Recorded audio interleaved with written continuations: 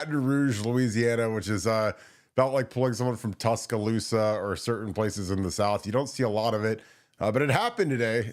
Again, Matt Gieri, OG Walt, Ryan Day, Mark Pantoni, Matt Patricia. Doing the Lord's work pulling this one. So we got his film ready to go.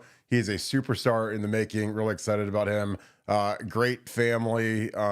Seemed pretty dialed in on Ohio State. Again, at this point in time, if you're serious about wanting to play in the NFL and develop, I just don't know how you could go anywhere else at this point, because we're putting guys in the league at really, really high draft positions across the board at every position. I mean, CJ Stroud, Caleb Downs will be a top 5 pick, Jeremiah Smith, Chase Young. I mean, Paris Johnson.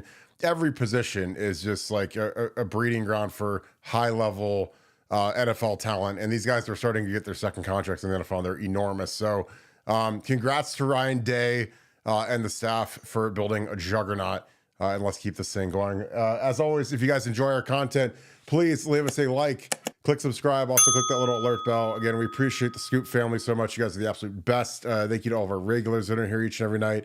My guy Sean Schrock, Steely, Sean Rollins, Devin, all of our moderators. Appreciate all you guys, Beth and Karis, all of you guys that are in here every night.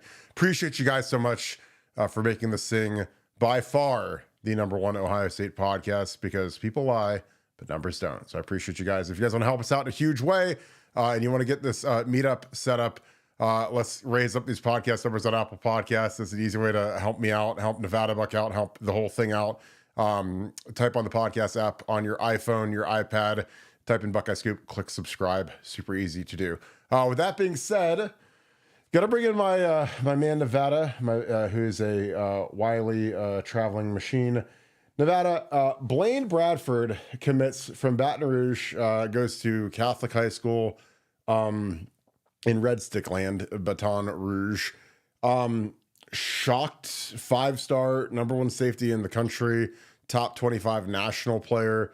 Commits to Ohio State over LSU, Texas, Bama. I mean, that's the kind of list that you want to take your kids from when this LSU. You beat LSU, Texas, Bama, Georgia, and Ohio State wins his commitment. The most shocking I've ever seen, just because when we're in deep Louisiana, especially when it's Baton Rouge, which is obviously the home of LSU, we usually don't even recruit down there. But to pull it from there is special. But what were your thoughts when you heard about Blaine Bradford's commitment?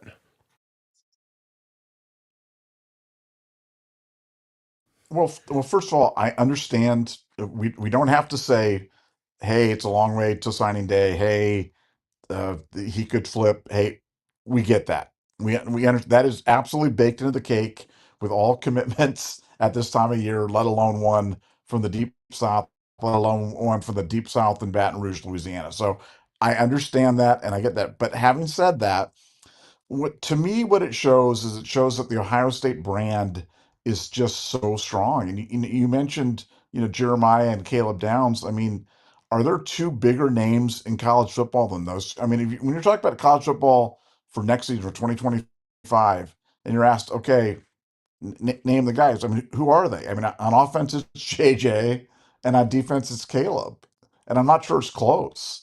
So, I think that Ohio State's building such a reputation across the country, building such a reputation with NFL scouts, with NFL teams, with agents, and the fact that they've got stability. They're demanding excellence and continue to hire great coaches. They've got a young head coach who's just coming off a national championship. They've got all the tradition and wonder that goes along with being Ohio State. And this is what happens when there. Now, there are certain kids, as we talked about, there are certain kids from Ohio that just want to get out of the state of Ohio. Well, there are certain kids from the South that want to get out of the South. Blaine seems to be one of those, and we'll see if it sticks. But I just think it's a great sign for how high the stock is for Ohio State right now. And I think to me that's the real story of this commitment is the stock for Ohio State's never been higher. The brand's never been have more luster, never been in better shape, and maybe is in good a shape, but never as better shape than it is right now. And I just think this is the start of an avalanche of these types of commitments. We've already been recruiting at a high level. I think it's going to go from a high level to whatever the next level is. And like I said, I'm super happy for OG Walt, for Matt Guerreri, for Patricia, for Ryan Day, for Mark Pantoni, because this is obviously a lot of hard work. This went, a lot of stuff went into this, but the brand deserves the credit because you don't get kids like this unless you've got a strong mark, unless you really made an imprint on the college football world, on the minds of players. And the good news is all the stuff that's going on is going to pay dividends later because a lot of the young kids that are growing up right now are just seeing Ohio State football in this heavy mega light that we're seeing now. And 4 and 5 and 6 years down the road, they're going to be the heavy recruits, and we're going to get more and more of them. So the train will keep moving down the track. But this was a big one. We feel like we've got another 5-star safety coming down the pike shortly as well. So that could be happening in the next week or so. But yeah, the talent just keeps coming to Ohio State, and this was certainly good news. And I agree with that. In terms of shock, I think we can officially say that the era of the recruiting analyst is dead. If you're a recruiting analyst, then you need to like find a different profession or something because nobody saw this one coming. It was 91% LSU, or I don't know, any crystal balls or whatever was going there. But great day for Ohio State, and great day to be an Ohio State fan because it certainly is a good sign for the future. Well, I think when you look at some of the things that play in Ohio State's favor right now, obviously the brand has never been at a higher level than it is right now. It's won the national championship. You have the biggest star in the country on offense and the biggest star in the country on defense. Two guys that'll be 99 overall in the video game. Two guys that'll be, I think they'd both be top 5 picks in this draft, let alone when they come out next year for Caleb and 2 years for JJ. But I think you see some of the NIL stuff at play. And again, I'm the biggest NIL fan in the history of mankind because in the past when LSU would funnel money through churches, and again, this isn't Kirk, being tinfoil hat guy. Go look up Fidel Alexander and see how they were giving him money. They funnel it through the parish and donate to the church, or the donors donate to the church gives it to the family, whatever. There's always these silly little things that they would do to get these kids money. Now it's all above the table, which I love. That's why I don't ever want a salary cap. And again, I know that's probably going to happen or something, but it's like, keep it all above the table, And again, if we can match it, or if he wants to take a little bit less to come and be developed, then I'm about that life. And honestly, this is something I've never said on the show, but I was sitting here thinking, pondering, and I have no insight or no intel or nothing from Blaine Bradford or his great family or anything. But, like for some of these kids, I think if they're going to be successful and they have, a nice NIL check, I think it's good to get away from home.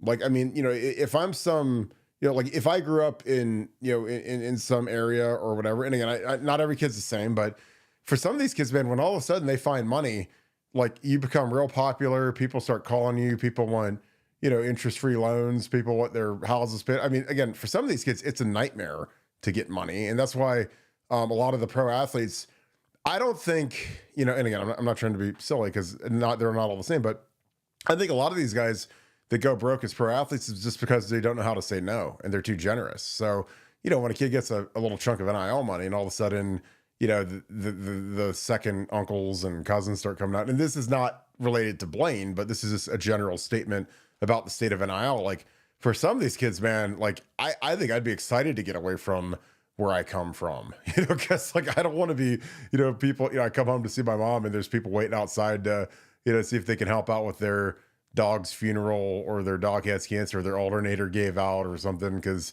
you don't want those people, you don't want people to know what you got. So I think that's kind of a phenomenon, but I also think that Ohio State has turned into kind of like a college football version of IMG Academy, where, if kids truly want to be great, they can make a 3-year sacrifice and come here. And there's a proven method. Again, Urban Meyer had a great saying. He used to always say regarding the plan to win a national championship. He would say this over and over again, is infallible. It's infallible. It can't fail as long as you do what I tell you to do. And Urban was right. And he said that in 12 when he took over a 6-7 team that was a dumpster fire. And he'd always say that the plan is infallible. If you do what we tell you to do, if you run and do the sprints we tell you to do, and do the workouts we tell you to do, and you practice the way we tell you to do, and you take care of your body, blah, blah, blah, then the plan is infallible. Infallible. You're going to win a title. So obviously 12-0 the first year, lost a couple that next year, then won the title in 14. So he was on to something. And now Ryan Day's plan is now infallible, that he won a national title. So again, like, you know, Caleb Downs isn't like a trailblazer by any stretch, because before we even knew Caleb Downs existed, we had Malik Hooker, who was maybe had the greatest season I've ever seen for a safety in college football. I mean, obviously we had Mike Doss and Dante Winter. We've had big time All-American, you know, first round safety type guys, but I think there's recency bias, and I think that there's a lot of people that look and see, okay, well, who do I want to be like? Like, who's a year or two older than me, and who's doing what they do, and who's getting developed, and who's you know, on the trajectory that I want to be on. And like for this kid, you know, for Blaine, I'd be like, well, I want to be like Caleb Downs. Like that's the exact archetype I want to be. I have the same ability, the same instincts, same speed. You know, take the game serious as a heart attack. I mean, Caleb Downs is like a 10-year NFL Pro Bowler walking around the Woody Hayes right now, from how he acts, how he treats people, to how he takes care of his body. And again, I've said it a million times, his dad was a really good NFL player. Really good. I mean, I remember him. I mean, he's really good back. So again, he knows how to do it. His brother is a great player for the Indianapolis Colts, Josh Downs. So Caleb's kind of on that track. So, you know, to get Blaine on the track, follow what Caleb did. You know, and again, this isn't, you know, when all of a sudden, you know, the knock on Ohio State for years was that we couldn't put quarterbacks in the first round. All of a sudden you get Justin Fields. You know, first you get Dwayne Haskins, you get Justin Fields, then you get CJ. And then, you know, to a lesser degree, you know, McCord goes, he'll probably go second round, and then Will Howard wins the title. And then, you know, all of a sudden these quarterbacks want to come here because of Ryan Day. So I think that the momentum is palpable. And I think that if you're smart, and these families have never been smarter because they all have agents now. These kids all have agents. There's no more smoke and mirrors. There's no more tricking these families. And these families, you know, they see everything, they read everything, they do a ton of research. Ohio State's the place to be. You know, again, in terms of stability, you have the best head coach in college football, a guy who just signed a huge extension, very, very important. You can't commit to, you know, a coach per se, you know, just because I think coaches are always kind of coming or going, but the head coach is pretty locked in. You know, again, that's the thing that I'd always tell these kids. I'm like, look at the head coach, look at the school. If you like them both, good spot for you. Again, committing to a position coach is tough because, again, coaches get offered coordinator jobs, head coaching jobs, and it's hard to fall in love with them. But I think that OG Walt obviously he interviewed for some NFL stuff this offseason, but I think that he's got a good spot here. I mean, he got a nice bump in salary, nice bump in title. He's from here, you know, so you get him and Matt Guerrieri, who's obviously doing fantastic stuff along with Matt Patricia. Like, what's not to like? Nevada, any other thoughts on this? And we can move on or get a couple of super chats. Yeah. I mean, look, I think what I keep hearing from agents is, look what Ohio State did this year with J.J. Smith.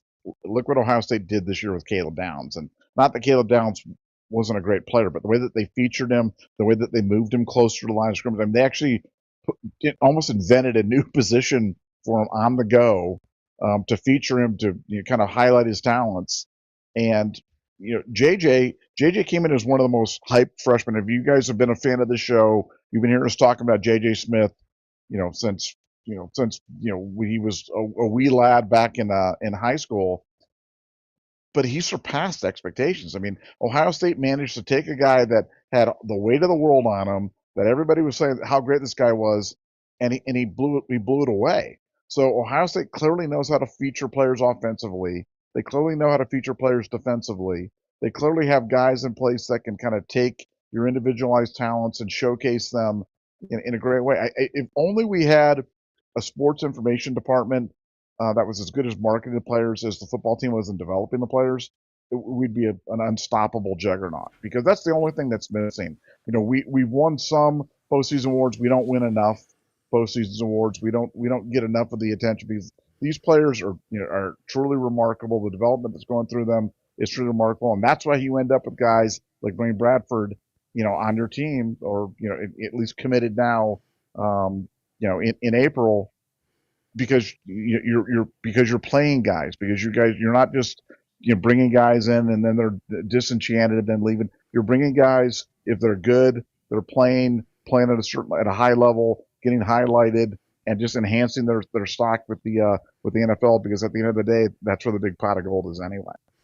Yeah, I agree. I think that you know, like I said, some of those guys that left, and God bless them, they won the national championship, but Cody Simon should have been a first team All-American. Like, I'm sorry, I said it all year. I got, like I said, I got made fun of years ago when I said that he reminded me of AJ Hawk, and then you look at his stats from last year, and wow, they look just like AJ Hawk's from his senior year. If you look at it, the sacks, the tackles, the leadership, the toughness, fantastic captain, accountability, work ethic. Like, I don't know. I thought that they left a lot of meat on the bone for some of these kids, but JJ is one of those rare kids who's, like Marvin Harrison Jr., who obviously was fantastic and was a top, 5 pick or whatever.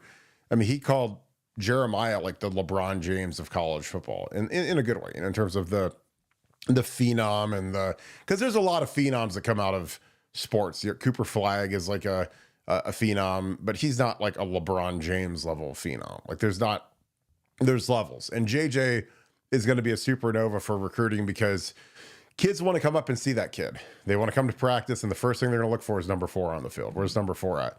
Black shooting sleeve, got swagged out. You got his little battle gear on. He's got that NIL deal, which I love. They let him wear the third-party gear instead of Nike gear just because he's got the NIL deal. But he's that guy, and so is Caleb Downs. Like I said, if you're a safety and you look at our safeties last year, best safety play I've ever seen, bar none. Like Lathan Ransom, one of the most criminally underrated players in school history. And the only guy that my top is Jordan Hancock. I think Jordan Hancock, he could end up being, I don't want to say the best pro, but I mean, he's got massive upside at the next level for what he can do. And again, I just don't think that the fan base realizes how good he was. He's real good, a lot of talent. So that 3 safety thing is real sexy for these guys. You want to get all these 5-star safeties and move them around and do kind of the dance to get them all on the field and play early. And again, I love the fact that we'll start a true freshman and not be scared of it. JJ went out and started his first game as a true freshman. Iron Buckeye. If you're that dude, then we're going to let you play, and you're going to prove it. And until you prove us wrong, you can go out and go. And again, I love that, that class last year, because again, last year seems the best team in school history for my dollar. And people say Michigan, I don't care. Long playoff run, talent level, coaching staff, when you combine everything, it's the best team in school history. But the mark that they left on this program, not only in terms of raising the bar in terms of excellence, but the amount of unselfishness, the amount of the culture kind of shift towards this new world of this 16 game season, extended playoff. Again, the unselfishness of Trey Henderson is something that they should build a statue of him for what he did, bringing Quinshawn in. And you think about our team without Quinshawn last year. Do we still win it? We might, but I mean, having 2 ace first round running backs makes it a lot easier. And again, Trey Henderson doing that, he knew that he would not get a tree in Buckeye Grove. He knew he would not get Doak Walker. He knew he probably wouldn't make all Big Ten, because there's still going to be teams out there that have that horse running back that gets 400, Ashton Jean T, who again, I'm just not taking that guy over Trey Henderson. I'm just not. I mean, I've watched his tape, and I know that he had 85 million yards in an offense where he was the entire offense, but give me the guy who's quicker, who's selfless, and best pass protector in the entire draft, but also is a guy that has a lot less wear and tear, more tread on the tires. Like that's, if I'm an NFL GM, man, I like these guys that are like the Josh Jacobs. Josh Jacobs was a guy that was barely a starter at Alabama. I think he might have started his last year. Maybe he might not have been the full-time starter his last year. I think Damian Harris might have been. And but he still went first round because of his traits, his ability. And again, I like guys that don't have a lot of wear and tear. And I thought that was very, very, very shrewd of Trey to bring in Quinshawn to carry the load, not have any drop off, root for each other. Because NFL GMs and scouts, they see all that. They see, okay, Is he going to pout? Is he going to be a baby? Is he going to cry when Quinshawn scores a touchdown? If Trey Henderson gets 75 yards and they get down to the 5-yard line and they sub him out so he can drink some Gatorade and Quinshawn runs it in, is he going to pout? Trey never did. Great captain, great player. So again, I love that mark of this team. And again, I think that that's something that if I'm talking to these parents and they're coming up from Georgia and Texas and Louisiana, and I'm saying, look, this is how we roll up here. This is our culture. Like, we started 4 interior offensive linemen last year in the playoffs. Like, nobody's ever done that. Not without injury. I mean, we actually rolled the interior guys because Luke Montgomery proved that he was good enough to go. Which again, and I'm the first guy to admit it. So when I'm wrong, I will tell you I'm wrong. I thought that was crazy. I was like, they're really going to rotate guys versus Tennessee. And Tennessee had a very good defensive line. I was like, I don't know. I mean, Luke hasn't played all year, but and he went out there and balled out. So again, I totally wrong because teams don't do that. You don't rotate your 3 interior guys versus a really good SEC front, but we did. Worked out great. So credit Justin Fry, credit Ryan Day, credit, Chip Kelly, long season rotating, but I mean, you don't rotate on the O-line. I've never seen that before, but it worked out great.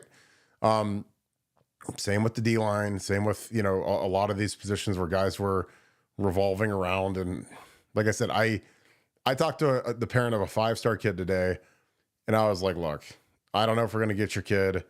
Your kid is a freak show superstar, but, I don't know where you'd send your kid otherwise. I mean, if you want him to be developed by the best, and again, there's a track record for literally every position at this point on this team for first round success, All-American. Really the only major award we haven't won is the Mackey, which we'll never win because we're never going to throw it to our tight end to the point where he has 100 catches like Penn State's guy did. But the rest of them we've won. So I don't know why you wouldn't want to send your kid here. Nevada, any other thoughts? And we can dig into some super chats. Well, yeah. Well, I mean, I think you talk about the mark of last year's team. I think the last year's team changed the fan base forever. And I've never said that this before. You talk about something you've never said that. I think the fan base will be really hesitant to give up on an Ohio State team now, given what happened with that team, because that team seemingly lost it all. A lot of people left the train. A lot of people sold their tickets to the Tennessee game because there was a lot of orange in the stadium that night. And then the rest of Ohio State fans showed up. And the people that showed up really showed up. And they brought it that night. They stuck with the team. The team got hot and they rolled through to the national championship. And I think that'll change the fan base. I really do. I think that the fan base will be forever marked by that, because I think that was such a great life lesson. I've said that a million times. I think it's a lesson for people in business, in relationships, and everything. It's like, hey, don't give up until like the final chapter's been written on the thing. Like, you got to play it out. And for Ohio State, they turned something that was so tragic and such a disaster, and they turned it into fuel. And they used that fuel. That fuel burned for them all the way to the national title. And I'll go to my grave believing that if they won that game, I'm not sure they win the national title. But they lost that game. That provided the fuel. That provided the spark. For every bad energy, there's equally amount of good energies released. They found the good energy and they took it. But I think it'll change the fan base too. I think it'll change the fan base for the better. And I'm optimistic about that. And I hope we don't ever have to go through that again. Seeing something like that, because that game in November in 2024 was horrible. That feeling I had when I left the stadium was bad, but it was a lesson. It was a lesson, and we all learned from it, and hopefully we're all better for it. Do you feel good about all your Will Howard stuff after he won the national title? Well, it's funny because some people still, to this day, people are like, "Oh, your take on Lathan Ransom. You loved Lathan Ransom," and I'm like, "Yeah, I love Lathan Ransom." "Oh, you loved Cody Simon," and yeah, you love Trey Henderson. Yeah, I love Trey too. And Will Howard, you always, yeah, pretty big fan of Will Howard. So it's like, yeah, I feel kind of vindicated on that stuff. But that stuff was easy because those kids, they were not only great players, they were great kids. Those kids are winners. I'd still feel the same way about them had we not won the national championship. But winning the national championship is the ultimate FU to anybody who ever doubted them. So yeah, it feels pretty good. Yeah, and again, like we ran the table without Seth McLaughlin and Josh Simmons. Like with Josh Simmons is going to be a first round pick. I mean, with a torn patella and everything. I mean, he looked. I mean, he's. I mean, I'm sure that they'll kind of monitor him heavily during the summer during OTAs. But by the time camp rolls, I think he's going to be good to go. I mean, he's looks the part. And also shout out to Josh's mom, who's a huge fan of the show. Again, she's been watching it. I don't know if she watches it anymore because her son's gone, but had some very kind words for us. So we appreciate that so much. And we're rooting for Josh. Like I said, I was when I was talking to him, I was like, I watched your film from San Diego State, and like I was like, this kid is really, really athletic. Like this kid can move, And again, like the penalties, like if a guy can move like that, that's why they call you coach. Get the penalties sorted out, but. And the kids, I think he's the best tackle in this draft, in my opinion. Not the guy from Missouri or Texas. Yeah, but Kirk, if he stays at San Diego State, I know it's hard to project this, but if he stays at San Diego State, where do you think he's drafted? Or do you think he's drafted? No, I think he'd be probably, like a third to fifth. Because again, you can't deny the athleticism. I mean, you can't deny how athletic he is when he moves. Like even at San Diego State, like you could see how easy he could move. Like, I mean, I would dream of being able to be as light on my feet as that kid is. But this is the thing that I say to kids and parents and recruits and, the ones I talk to, I'm like, look, if you stay at San Diego State or if you stay at Idaho or, wherever you stay at Purdue, for Max Clare, the difference between there and Ohio State, other than that the competition is ferocious at Ohio State, is all of the ancillary stuff that Ohio State has that a place like Purdue or San Diego State just can't afford.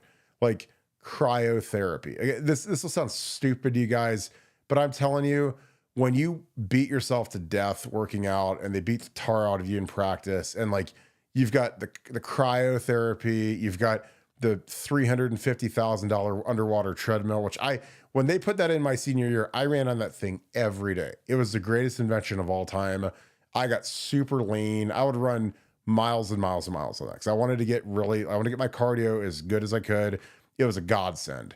But you've got acupuncturists, you've got the cupping, you've got, again, that stuff's all expensive, and most programs can't afford it because again, you look at the cost of everything now and the athletic deficits and how most athletic departments are going bankrupt.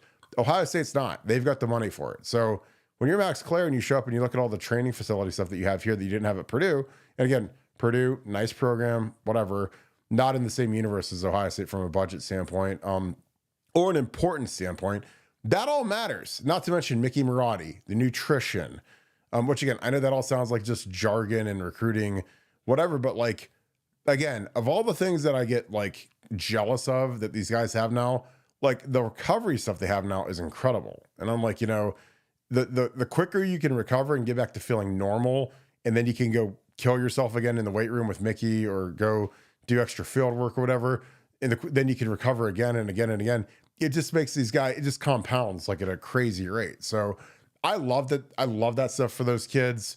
I love cryotherapy. I love cold plunge. I love all that stuff. I mean, I wish we had some of the stuff that they had now, but that all adds up. Now, again, and obviously, playing in the pressure cooker that is Ohio State, I think that helps. I think that when you're Josh Simmons and you got to play in the horseshoe and you've got fans that are very unforgiving if you play poorly, then that is going to harden you pretty good for if you get drafted by the Philadelphia Eagles or, some of these notoriously rough fan bases. Again, I think that the more pressure you can be around, the easier it is to play in the league because all of our games are big. They're all on TV.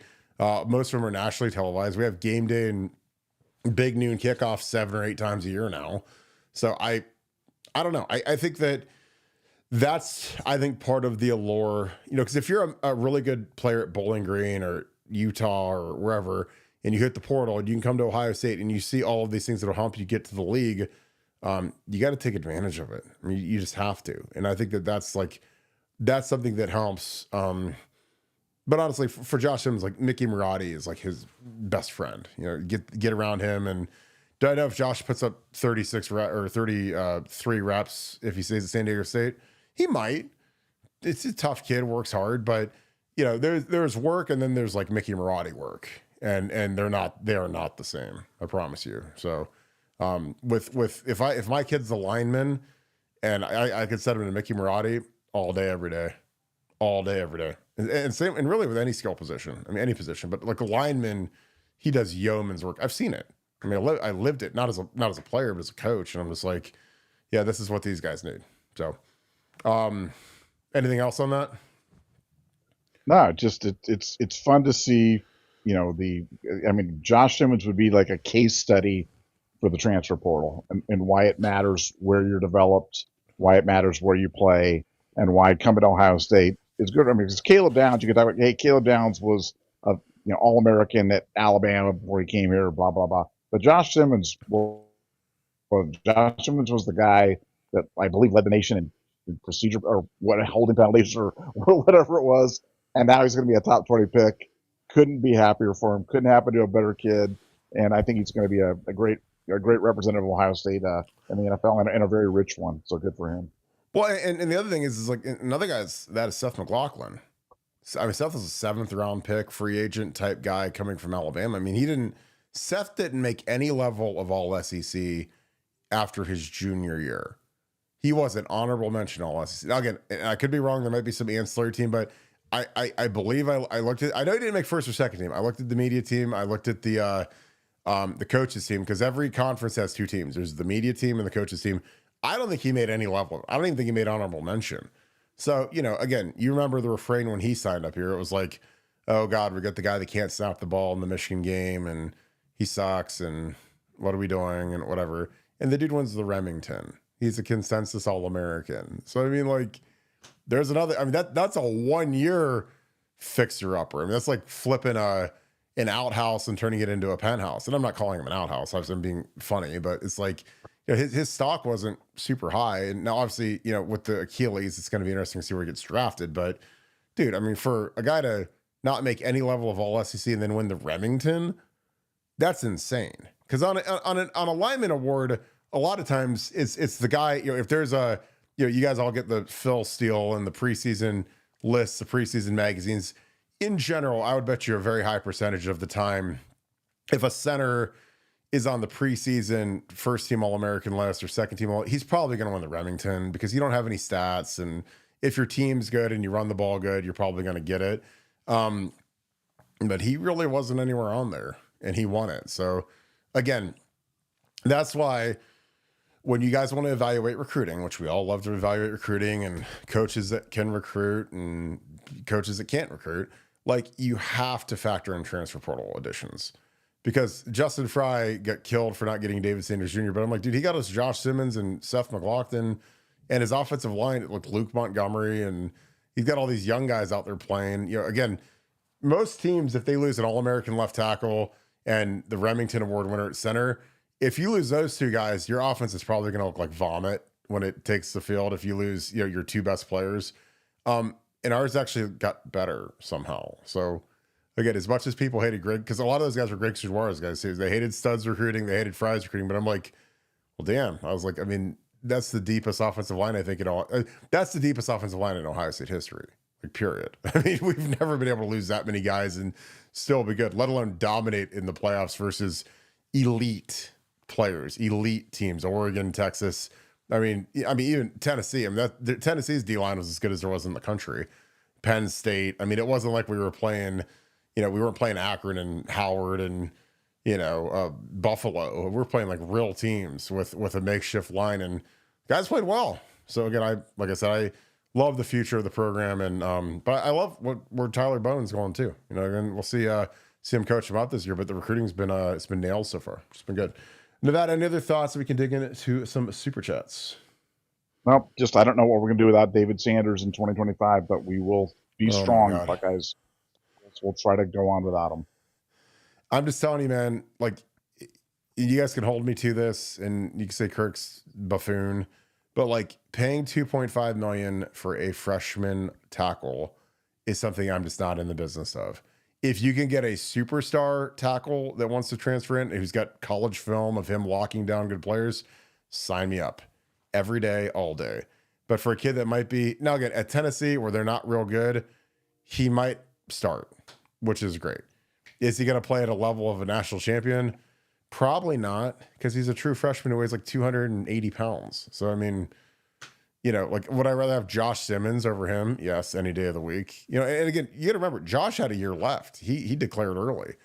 So I mean, imagine if this team had Josh Simmons back anchoring at left tackle right now. Which again, that's rich people problems when you're losing your guys early to the draft to be first round picks like Paris and him. So, but yeah, I don't know. Like, I mean, if you're gonna pay a guy that much money as a freshman, it better be a JJ who's a lockdown superstar, right out the gate, ready to roll type guy. I mean, if you're going to pay it for a guy to play scout team or be a second teamer, it upsets the apple cart of your room. I'm just telling you, because if you pay him 2.5, what are you going to pay the starters? What are you going to pay Ethan Onyanwa and Austin Seyerveld and these other guys? Ian Moore. I mean, what do those guys get? I mean, they're actually going to be out there playing. So we'll see. All right, let's get these super chats rolling. And also, congrats to Max Clare. Lost his black stripe today. Ryan Day met with the media. Max Clare is going to be a straight dog this year. I can't wait to watch him. I've watched a ton of his tape. And if you guys are super bored like I get in the offseason, watch him versus Penn State. Dominating performance. On a bad team versus a good team. Penn State was a much better team than Purdue, but he was dominating that game. And Penn State's defense with Abdul Carter, who the Browns better take, was real good. All right, super chat time. Stacey J, thank you for being an ultra member. Thank you for the 24. She says 24 because I still look like I'm 24. No, I'm just teasing you, Stacey. You're the best. No, she said I'm still basking in the natty. My scum-loving husband and I have $100 wager. I know you two don't condone betting. Laugh out loud. Nevada really laugh out loud. I say Scum will lose their natty, plus Notre Dame will be in the Big Ten within 2 years. Thoughts, Nevada OH? I feel a lot better about Scum losing their natty than I do Notre Dame being in 2 years. But, we'll see. Like I said, to me, like, if they vacate all their stuff, I just don't know how any reasonable person can count the natty. If they take all the games away, like, how can you say, oh, but they still won the national title even though their whole season got vacated? So I think that's going to be a natural domino that will fall, because obviously it's a different jurisdiction with the college football playoff, but you got to have a brain at some point. Nevada, your thoughts? Again, Stacey knows that we do not condone betting, that might be the funniest line I've ever read on here. I say, she says Scum will lose their natty, plus Notre Dame will be in the Big Ten within 2 years.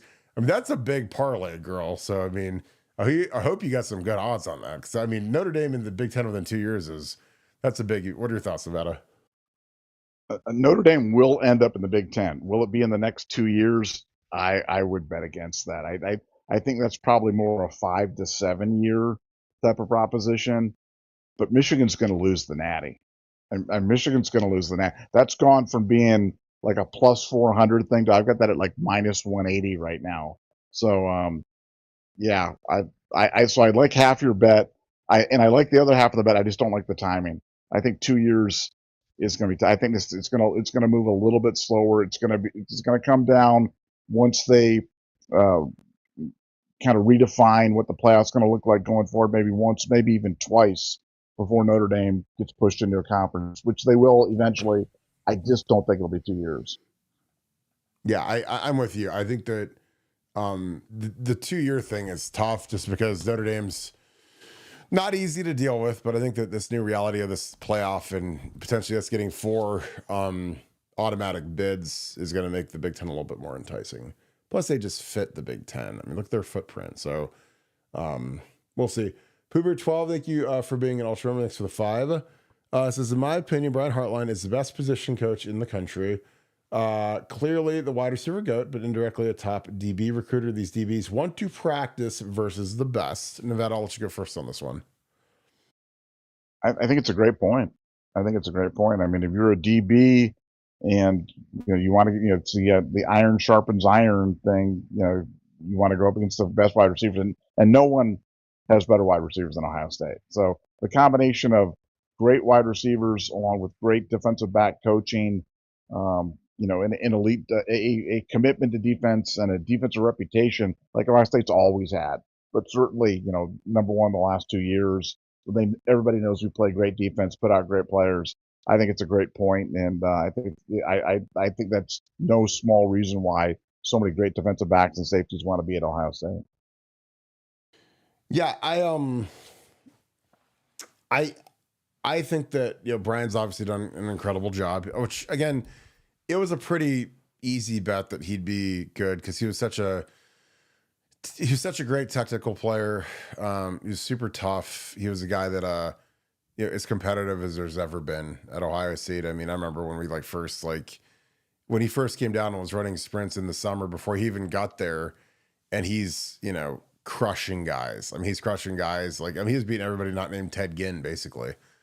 He wasn't scared of anything, and that was his mentality. He always wanted to win. He always wanted to be in first place, which is how you're supposed to be. Obviously, you want to win every sprint you run. You're not there to just loaf it. But he kind of that kind of gets instilled in his guys because that's just what he is, and he's a competitive dude. And I think that it's good for the DBs to go against JJ and go against Marvin and go against Emeka and Jackson Smith and Jigba and these guys because it's again, it's cliche city, cliche bingo, but when those are the guys you see in practice, man, and then you get to that field on Saturday, and you're like, God bless. I'm used to having to guard JJ every day or Emeka. It's like a vacation. And I talked about it from just my experience. I mean, my favorite part about going to Ohio State, as much as I love the band and the horseshoe and the uniforms and Script Ohio and all, I wanted to play against the best players. And again, it helps that it was in my home state, obviously, and it was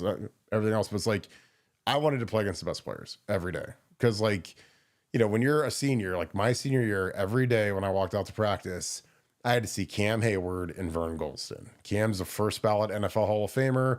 Vern Golston was a 6th overall pick in the draft. Best defensive end in the country my senior year. 6th overall pick. I mean, just better eat your Wheaties. And I used to tell those guys, I'm like, look, if you don't show up at practice at Ohio State, you're gonna get embarrassed.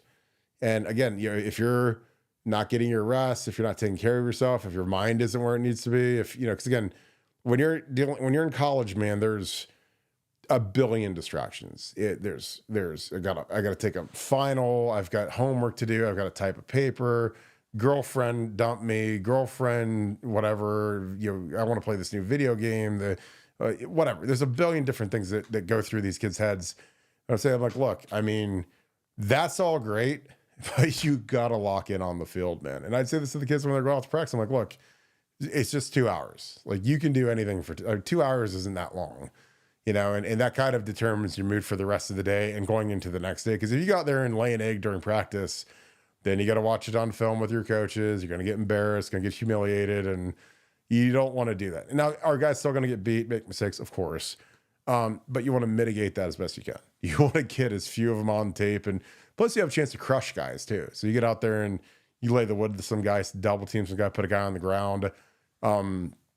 Feels good to watch. Feels real good. There's nothing better than smashing a guy in practice. And then all of a sudden you get to watch it on film afterwards and you can't wait to see the clip. And because when you're doing it, you're doing it against good players. You're not just doing it against turds. You're not just doing it against guys that couldn't start at a good program. Again, this isn't high school anymore where you're the big dog and you could just dominate the little sophomores and freshmen that are on scout team. You're playing against scholarship guys that are high school All-Americans, and when you go ones versus ones, you're going against guys that are going to be NFL draft picks. So it's the best part of Ohio State by far is the competitive aspect between the position groups, the offensive D-line or the O-line, D-line, the receivers and DBs, the running backs and the linebackers, the tight ends and the linebackers, safeties and coverage. It's so fun to watch those groups go against each other. But great comment there, Pooh Beard. I appreciate you, my dude. Super Nerd, thank you for the 10. All right. 2019 was the last year where the game had ultimate stakes, breaking the streak in 2020, cheating, and now the 12th team playoff made the game feel different. Yeah, I don't think the game's ever going to feel the same again just because of the playoffs. Just being honest. Again, I'm Mr. Michigan guy and I love my 6 pairs of gold pants, but the game's not the same anymore because, we lost the game and we still won the Natty. Like in the old days when I played, if you lost the game, you're going to the Citrus Bowl or the Buffalo Wild Wings Bowl or the Capital One Bowl. You're not going to the show anymore. So the expanded playoff has made it different. Now, you still want to win that thing. It's still very important, but like Ryan found out. I mean, Ryan's been beaten to death for being 0-4 in the last 4 games, but he won the big ring. So, it's much different now. Nevada, your thoughts? Again, Super Nerd says 2019 was the last year where the game had ultimate stakes, breaking the streak in 2020, cheating, and now a 12-team playoff. The 12-team playoff makes the game feel different. Nevada, do you believe that the game feels different now than it did in 2019?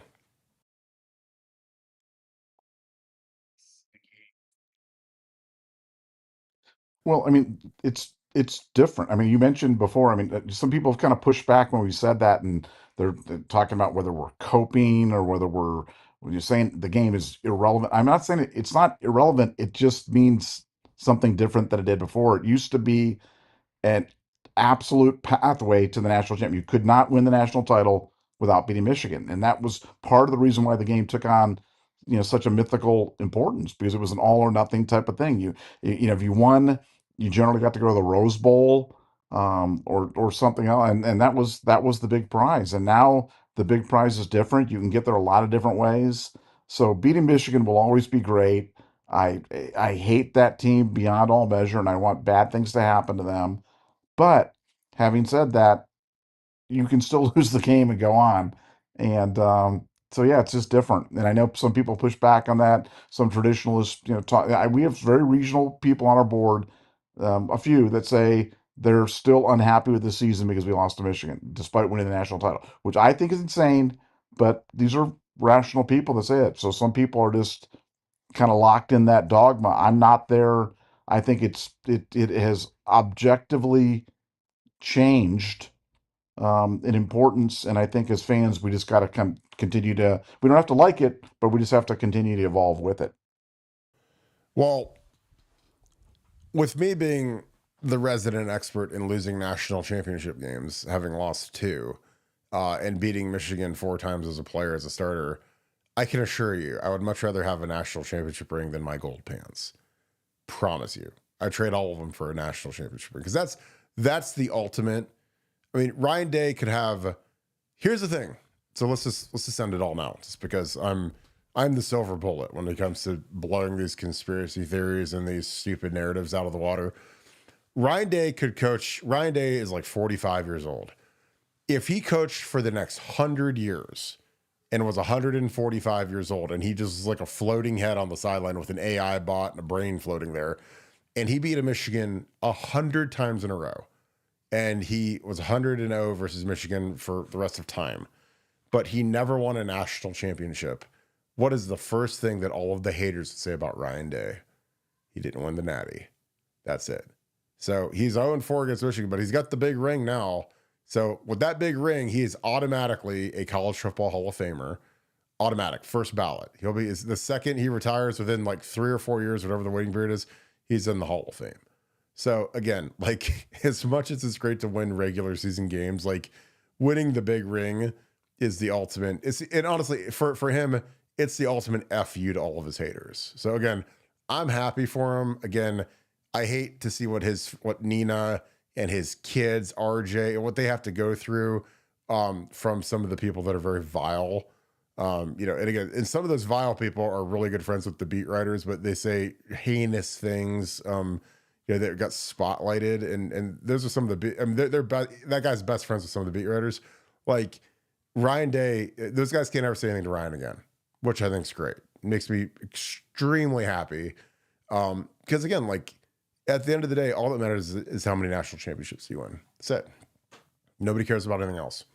That's it. If he wins 2 of them here, then he's right behind Woody Hayes, second best coach in the history of the school, and he's going to get another one. I mean, the way they're recruiting and the way he's got this thing rolling right now, there's no question he's going to get another one. It's just when. But I just, the people that are so unhappy because we lost to Michigan, like, I just don't care. I mean, those guys can have it with their, they can go plant the flag and do all their stupidity that they do. But, deep down, the best part about us winning the ring is it makes Michigan's most recent fake ring obsolete. It's gone. We superseded it. We have the more recent one. So it's scoreboard, ultimate scoreboard. So there you go. All right. Rob, I appreciate you, my dude. Thanks for the 5. Did the Weiss investigation lead to the discovery of the sign stealing scandal? Nevada, I'll throw that one to you first.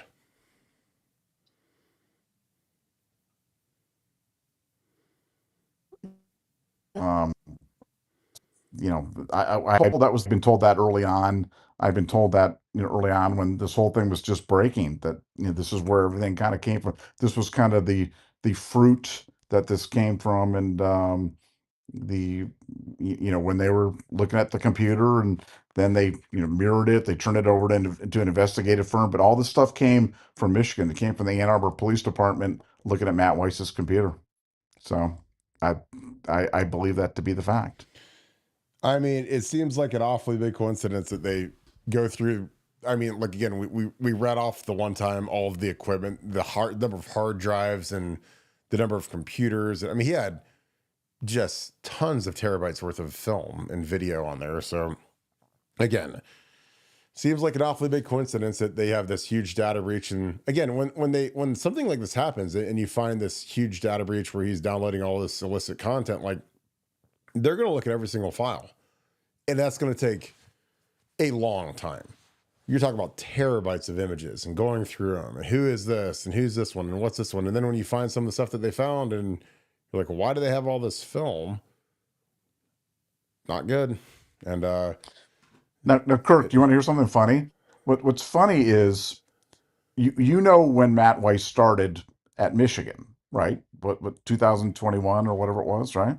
Yeah.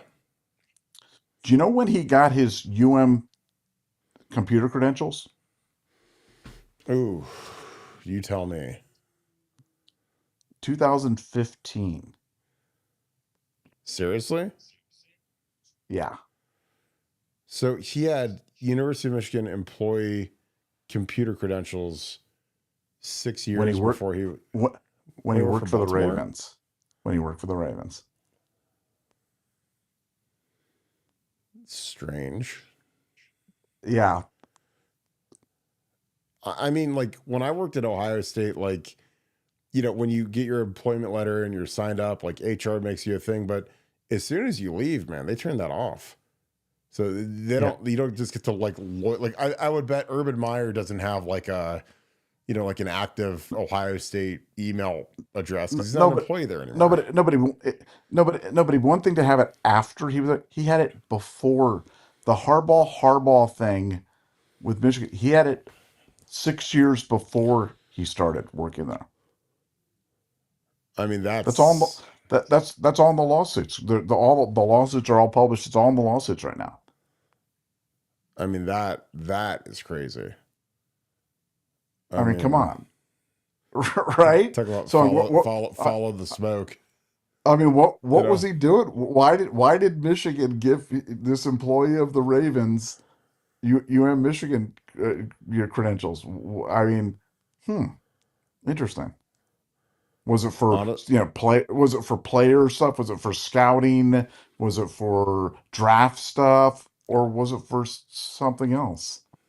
But it was before. It was 2015, which is crazy. I'll tell you what, and this is just Kirk putting on his detective hat. So if you said, okay, Kirk, you're in the NFL, but I said, hey, I've cracked this college database of all these emails. Like, I can go through all of these emails, and there's male athletes on here too, and some play football.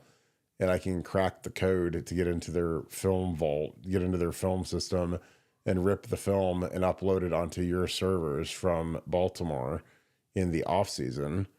Like, I mean, and again, speculation, question mark. But that's why you do it. If you say, hey, all I need is a login, and I can put this on the server for you guys, and you guys can look at it. I don't have time to crack it, but I can get it to you guys. Because that's why you'd have that's why you'd have a film. Like if if I said, hey, Ryan Day, I can get access to this film. Just give me a login so I can upload it from my house, and I won't be on I won't be on Ohio State's, internal film thing. I can do it from my home computer that's outside of the jurisdiction of my work computer.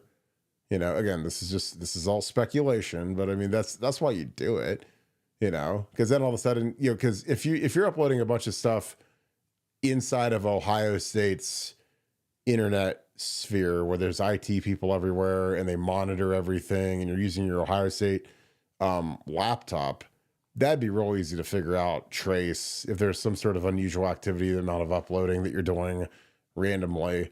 That would be interesting. So, but if you have a Michigan credential, they could probably get you a passcode to get onto their video system where you could log onto it remotely and upload film. So again, or you could just upload it to iCloud or whatever, and then they could download it, whatever. So I don't know. It's awfully suspicious. I don't know why you'd have an employee at a public university have something 7 or 8 years, especially when it's a football to football thing. Like, I mean, like when Mike Vrabel left Ohio State, they didn't keep his email on and give him access to our film system. When he went to the Texans and now the Patriots, but Texans, Titans, then Patriots, but whatever. Jim Dushel, what's up, brother? I hope you're doing great. Thanks for the 20. You hearing anything about Mylan Graham? This kid's film in high school. Yes, it's high school, but maybe rotate more receivers in the game in the transfer portal era. He's going to be a star. He's going to be Garrett Wilson, I think. He's a SFE kid, freaky, fast. And I got a nice text message. I'm actually going to put this on the screen, but Nevada, Mylan Graham, what's his ceiling? It's pretty freaking high. What are your thoughts? Yeah, he's just a guy. We've talked about this, wasn't able to be an early enrollee, and these days, if you're not early, you're late. And so, maybe a half a year behind the other guys, but no, he's going to be terrific. I've been hearing nothing but good things about him. I think the sky's the limit for him, and when he gets a chance to break out, I think he's going to break out in a big way.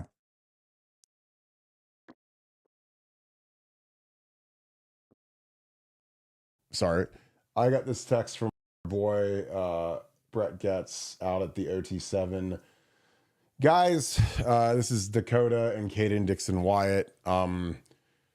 Get real familiar with Caden Dixon Wyatt. Caden Dixon Wyatt might be the best player in the entire country. And he loves him some Ohio State. He is he's a teammate of Chris Henry right now, Chris Henry Jr., but he is that dude. And he loves Ohio State. So you guys better pay attention, because these guys can wear a lot of different gloves, and the fact that they're all wearing Ohio State. And again, not trying to be, this KJ Bolden more Ohio State, but like Caden Dixon Wyatt loves Ohio State. So that is a name to get very, very familiar with coming up, because he is the truth. I mean, he is another Garrett Wilson type guy, first rounder type. But yeah, I think Mylan's going to be a superstar, and he's going to play a lot, rotating with Carnell. I think you got to rotate these guys as the season gets longer, but yeah, he's a freak. Black Pyro, thanks for the 5. Says, quick question. I would like to know, does any of the wins stay on their record? Scum, that is that he was coaching. Shouldn't those be forfeited too? Well, I don't think forfeit. Again, we're trying to make sure that we use the right vernacular. I think that they're going to be vacated, which is what happened to Ohio State with the 2010 season, where just because you vacate the game, it doesn't mean that the other team gets a win. It just means it's like the game never happened. But I don't think forfeit is the right word. Nevada, do you think any of the wins will stay on their record? I don't believe so, because when they vacate it, that all goes away from the record. It's like Jim Tressel should have one more win versus Michigan.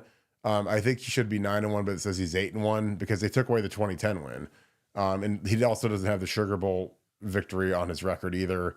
And there's no record of that in Ohio State's program or in the Woody Hayes or anything. So, but Nevada, do the wins stay on Michigan's record? And what about like when Jim Harbaugh is coaching, and shouldn't these be forfeited too? I think that they're just going to be vacated from the Connor Steinstein. But what are your thoughts, Nevada? Yeah, what's going to happen is they're going to vacate all the wins in 21, 22 in the first 7 games of 23, and they're not going to recognize any titles or league titles or national titles during that time. Now, I believe, not that this is a big deal, but I believe, and somebody can correct me if I'm wrong, but I believe on a vacation their win goes away, but I think you keep the loss, which I know it doesn't really matter but I think you keep the loss, but they don't get the win, if that makes sense. So again, different than a forfeit. Um, but I'm pretty sure that's the way yeah, but but yeah, those are vacated. They're not going to be forfeits. It's going to be vacated, and the word for the NCAA is going to be not recognizing. They're not going to recognize the NCAA championship. They're not going to recognize the Big Ten titles during those 3 years. Yeah, I agree with that. All right, Nevada, let's wrap this thing up. Any final thoughts? No, big day. I mean, if you're a fan of Ohio State football, you just got to be so happy with the way the brand is being received across the country by recruits. Huge, shocking recruit today. And as you said, I don't think we're done being shocked. I think there's more to come. I think the 2026 class is going to be one for the ages. So I can't wait to see it. Yeah, I agree. And we got another super chat. Got one last one. Dave Mathis, thank you for the deuce. Thanks for being an ultra member as well. Thoughts on Mayan Williams Pro Day showing? And again, Nevada, the question is thoughts on Mayan Williams Pro Day showing. Nevada OH. I Oh, I mean, Mayan, he didn't get signed. He's going to Toronto, I think, to play in Canada, which again could be really good for him if he shows out up there. There's been guys that have gone up to Canada. Mine is a really strange case. Obviously, he had the injury, couldn't finish his last season. Got terrible advice to declare for the draft. This is one of the worst decisions I've ever seen at Ohio State of guys declaring early. Does not get drafted again. He had a weird. He gets invited to the combine, but then doesn't get drafted, obviously, and then he doesn't get signed by anybody. Like he doesn't get signed as a priority free agent. Just kind of was completely out of football. Like he wasn't in a training camp. And again, when those rosters at like 100 players, like there's a lot of guys that aren't very good football players that are in training camps, and that's how little the NFL thought of Mayan. So, would I be surprised if he ever plays in the NFL at this point? Yeah, I mean, especially if you're not on a roster at this point in the year when there are 100 guys on every team, it's tough. And again, I have nothing against Mayan or whatever, but this is why I'd always tell these guys, I'm like, look, unless you're just 1,000,000% sure about declaring, don't declare, because he missed out on winning a national title, probably got a couple $100,000 in NIL, would have been our third back, and surely got 500 yards or whatever and 5 or 6 touchdowns and whatever. But I mean, he missed out on the experience of a lifetime, basically, to sit at home as a guy that was an undrafted free agent, and he's the only guy. There was some crazy stat where in the history of the NFL Combine, like the number of guys that have gone to the Combine and never signed an NFL contract at any level. Because again, you got to understand, some NFL contracts are like, you don't even get a signing bonus. It's just you get paid if you make the team. I mean, they could have gave him a $2,000 signing bonus and he would have taken it, but it's not a very high bar to sign an NFL contract, in my opinion. But he's one of the few guys in the history of the NFL Combine that has gone to the Combine, which is very hard to get to, and never signed a contract. So something was amiss, and I feel terrible for the kid, but he's going up to Canada and hopefully he can get going.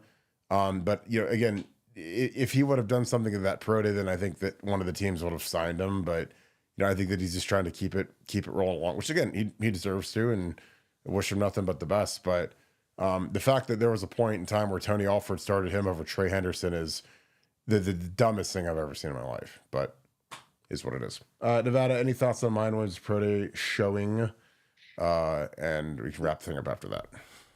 Yeah, just 90% of the times going early is probably the right call. We encourage guys to go and get the money. In his case, it was the wrong call. We said it at the time. We didn't understand it, And it's really a shame because I really think he could have had a good last year, like, and obviously enjoyed a great time and maybe had some iconic moments, scoring a big touchdown or something like that.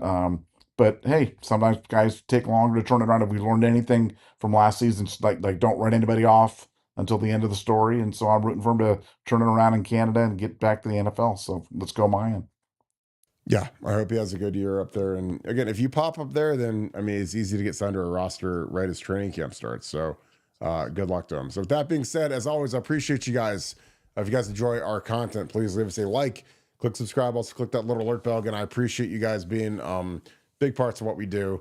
Love the Scoop family. Thank you guys for being active in the chat and having a huge show. As always, if you want to help us out in a big way, a huge way, take your phone out. Type in podcasts in the search bar, click on the app, type in Buckeye Scoop, click subscribe. It's the easiest way in the world to help us. We appreciate you guys that do that. Again, it's a huge thing that we've been trying to grow, and I've been harping on it every day, and I drive you guys nuts with it, but it takes 5 seconds, and it's something that's a huge help for us. So with that being said, thank you so much, Buckeye Nation, and thank you, Scoop family. I hope you guys have a great rest of your night. Appreciate you guys so much, and I will see you guys tomorrow at 7:10. Go Bucks.